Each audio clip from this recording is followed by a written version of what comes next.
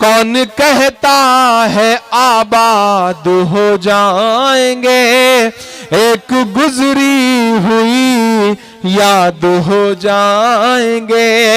استقبال ہے ناظرین آپ سبھی کا آیار مشاعرہ میڈیا میں آپ کے ساتھ محمد ارشاد۔ آئیے دوستو عمران پرتاپ گڑھی کی ایک بہترین نظم سنتے ہیں۔ دوستو نظم سنیں گے اس سے پہلے آپ سے گزارش ہے اگر ویڈیو کو لائک نہیں کیے ہیں تو لائک کیجیے، اور چینل میں پہلی بار وزٹ کیے ہیں تو سبسکرائب کر کے بیل آئیکن کو پریس کر دیں۔ کہ پوچھتا ہے تلک سے وضو چیخ کر، نظام بھائی سنیے گا، نئی نظم ہے یہ، قومی یکجہتی کا منچ، ہندو مسلمان تمام لوگوں کو ایک جٹ کر کے خوبصورت سا پروگرام سجایا گیا ہے۔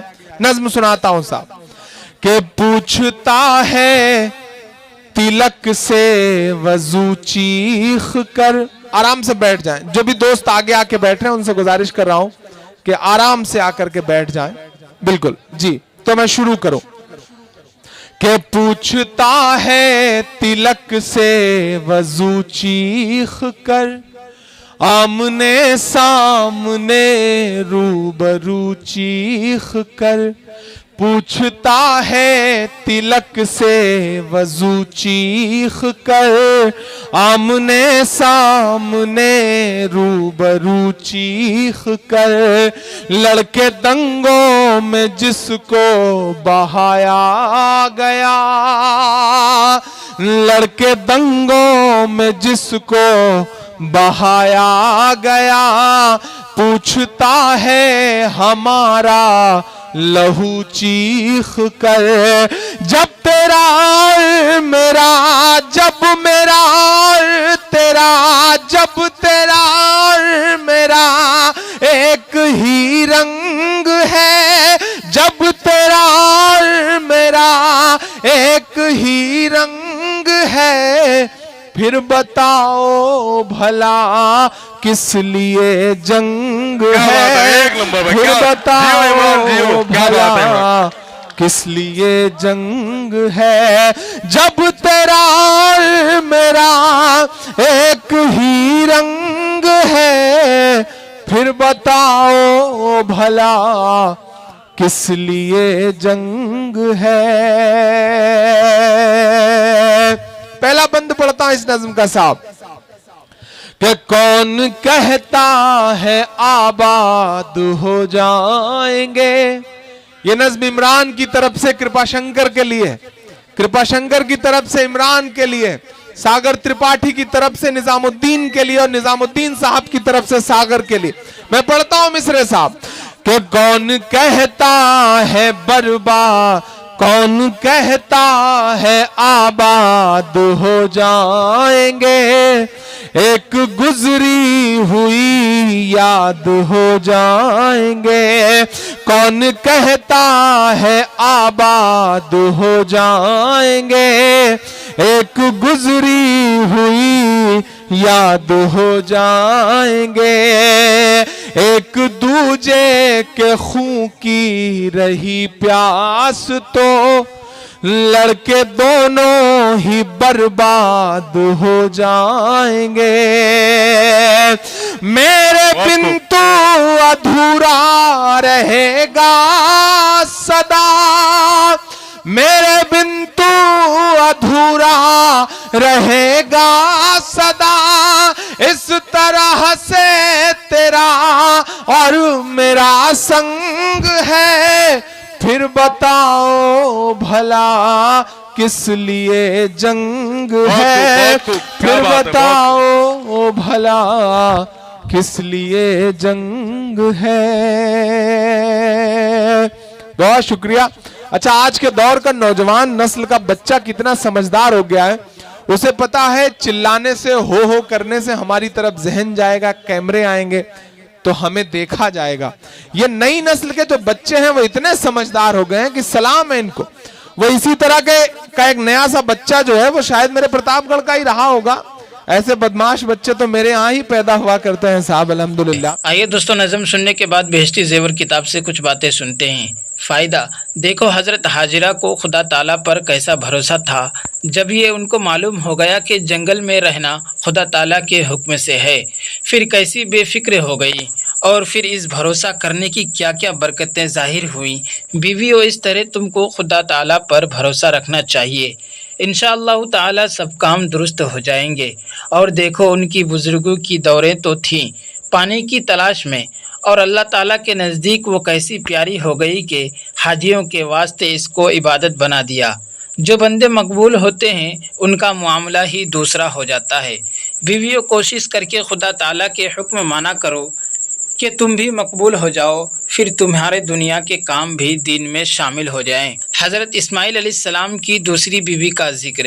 خانہ کعبہ بنانے سے پہلے 2 دفعہ حضرت ابراہیم علیہ السلام اور بھی مکہ مکرمہ میں آئے ہیں، مگر حضرت اسماعیل علیہ السلام دونوں دفعہ گھر میں نہیں ملے اور زیادہ ٹھہرنے کا حکم نہ تھا، سو پہلی بار جب تشریف لائے اس وقت حضرت اسماعیل علیہ السلام کے گھر میں ایک بیوی تھی۔ آپ سے پوچھا کہ کس طرح گزر ہوتا ہے؟ کہنے لگی کہ بڑی مصیبت میں ہیں۔ آپ نے فرمایا جب تمہارے خاوند آئیں ان سے میرا سلام کہنا اور یہ کہنا کہ اپنے دروازے کی چوکھٹ بدل دو۔ چنانچہ حضرت اسماعیل علیہ السلام گھر آئے تو سب حال معلوم ہوا۔ آپ نے فرمایا وہ میرے والد تھے اور چوکھٹ تو ہے۔ وہ یوں کہہ گئے کہ تجھ کو چھوڑ دوں۔ اس کو طلاق دے کر پھر ایک اور بیوی سے نکاح کیا۔ جب حضرت ابراہیم دوبارہ آئے ہیں، یہ بیوی گھر میں تھی۔ انہوں نے بڑی خاطر کی۔ آپ نے ان سے بھی گزر ان کا حال پوچھا۔ انہوں نے کہا اللہ تعالیٰ کا شکر ہے، بہت آرام میں ہیں۔ آپ نے ان کے لیے دعا کی اور فرمایا جب تمہارے شوہر آئیں تو میرا سلام کہنا اور کہنا کہ اپنے دروازہ کی چوکھٹ کو قائم رکھیں۔ چنانچہ حضرت اسماعیل علیہ السلام کو آنے کے بعد یہ حال معلوم ہوا۔ آپ نے بیوی سے فرمایا کہ یہ میرے باپ تھے جو یوں کہہ گئے کہ تجھ کو اپنے پاس رکھوں۔ فائدہ: دیکھو ناشکری کا پھل پہلی بیوی کو کیا ملا کہ ایک نبی ناراض ہوئے، دوسرے نبی نے اپنے پاس الگ کر دیا، اور صبر و شکر کا پھل دوسری بیوی کو کیا ملا کہ ایک نبی نے دعا دی، دوسرے نبی کی خدمت میں نصیب ہوا۔ بیویوں، کبھی ناشکری نہ کرنا، جس حالت میں ہو صبر و شکر سے رہنا۔ نمرود کافر بادشاہ کی بیٹی کا ذکر۔ نمرود وہ ظالم بادشاہ ہے جس نے حضرت ابراہیم علیہ السلام کو آگ میں ڈال دیا تھا۔ اس کی یہ بیٹی جن کا نام رازہ ہے اوپر کھڑی ہوئی دیکھ رہی تھی۔ دیکھا کہ آگ نے حضرت ابراہیم علیہ السلام پر کچھ اثر نہیں کیا۔ پکار کر پوچھا اس کی کیا وجہ ہے؟ آپ نے فرمایا خدا تعالیٰ نے ایمان کی برکت سے مجھ کو بچا لیا۔ کہنے لگی اگر اجازت ہو تو میں بھی اس آگ میں آؤں؟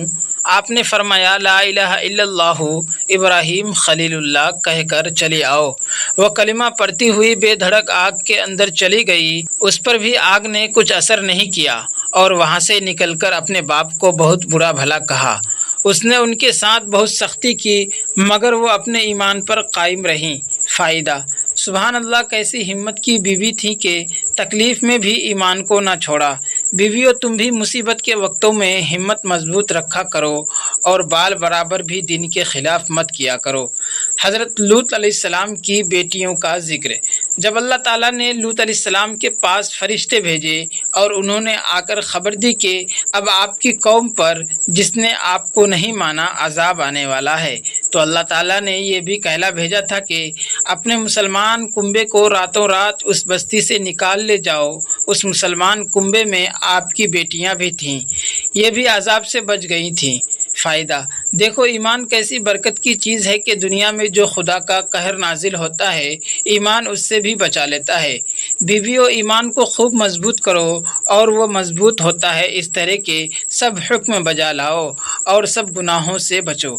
حضرت ایوب علیہ السلام کی بیوی کا ذکر۔